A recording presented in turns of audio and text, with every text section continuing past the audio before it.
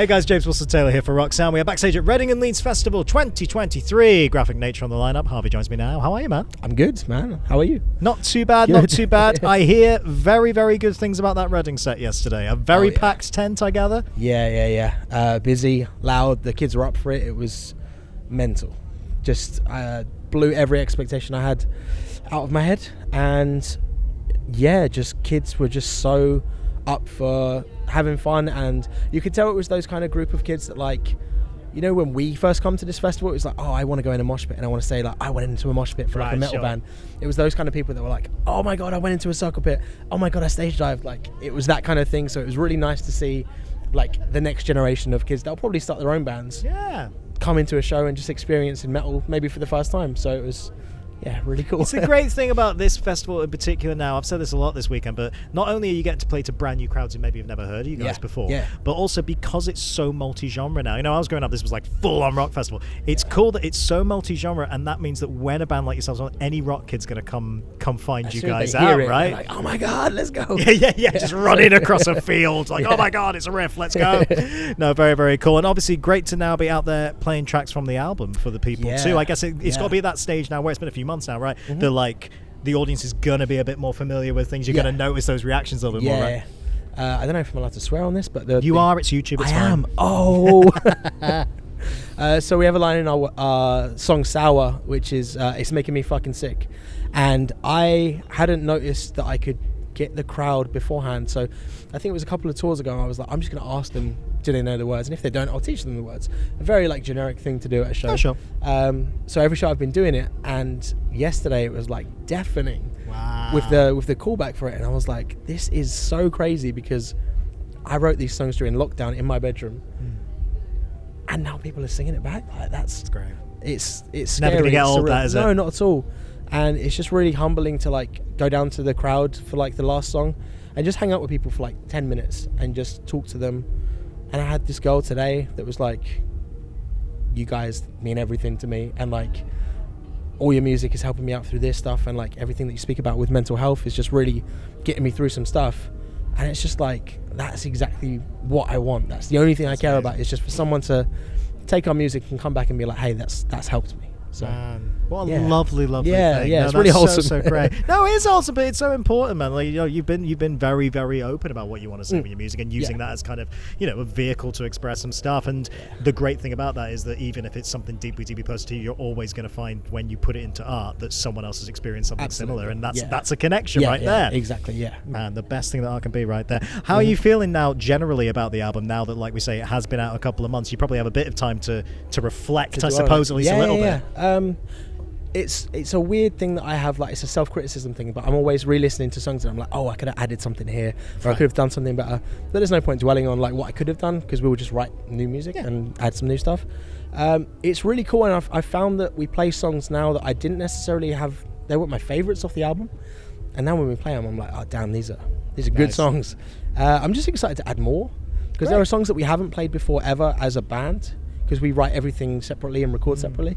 So to play something like Twisted Fear or Death Wish and put it into a set would be so fun. Very, very cool. Well, I mean, I guess the last thing that you announced that's going to be the kind of next thing coming is this Volume 404, right? Like, I mean, it's kind of looking back on the older stuff, but bringing it together. But what kind of prompted that idea? And are you making changes and stuff, or is it just like, let's collect everything together? Yeah, it's still the same mix and master, everything like that. I think because the original release we only had on tape. Right. And then for, I think it was Chokehold, New Skin EP, we didn't have a physical at all.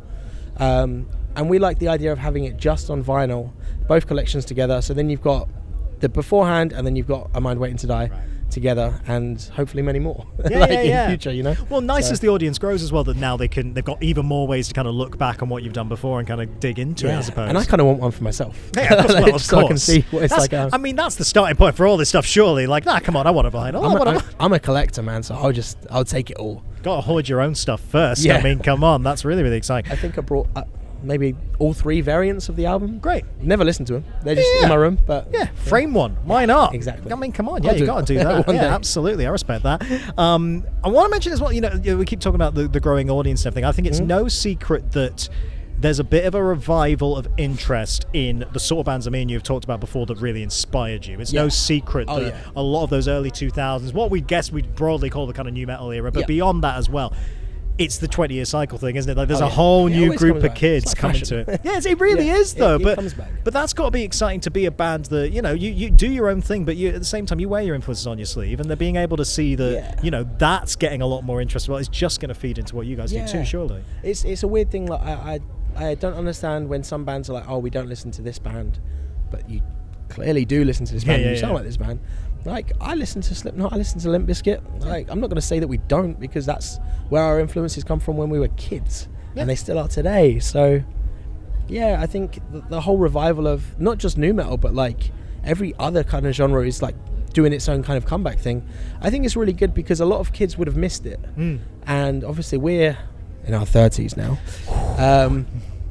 We experienced that, and it was great. So now to have a little rewind and for kids to be like, oh my god, have you listened to Slipknot before? To like their friends, and they're like, no, what's that? And then they've got 7 albums or whatever it is of backlog to be like, oh, this is new music, this is so cool. Like, that's such a cool feeling. Like, that would be so cool. Like, for me personally, to be able to imagine listening to Limp Bizkit for the first time. Wild, isn't it? If that was released today, you'd be like, this is the most insane shit I've ever listened to, and it's amazing. So it's nice as well, because I feel like it is a smaller group in terms of the modern artists who are kind of starting out at stages like yourself, who are very much a part of that. Well, do you know what I mean? Like, I feel like one of the reasons that people are going back to Limp Bizkit and Linkin Park and all this stuff is because, like, in the intervening years, no one really took up that mantle. And yet now we've got, you're far from alone, but at the same time, you know what I mean? It is a smaller pool, which has got to be kind of an interesting place to be at. Yeah, which is kind of what I like. Like, there are obviously bands that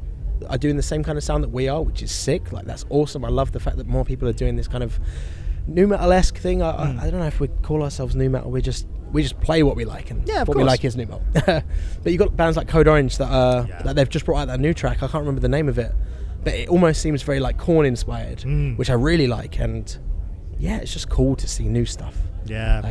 It's a really exciting time, loads of exciting time, especially to put out new music. And as you said there, getting excited, I guess, already about what new tracks can we play with, what new tracks can we add in, how far along. I mean, it feels almost unfair because the album's only just going to come out, but what kind of stage are you in terms of thinking about what might be next? We're always writing. Oh, great. Always writing, it's at the stage where we don't know if we'll use some of these tracks that we're writing, but we're kind of non-stop. Like, our guitarist is always writing stuff, and he'll be sending stuff over.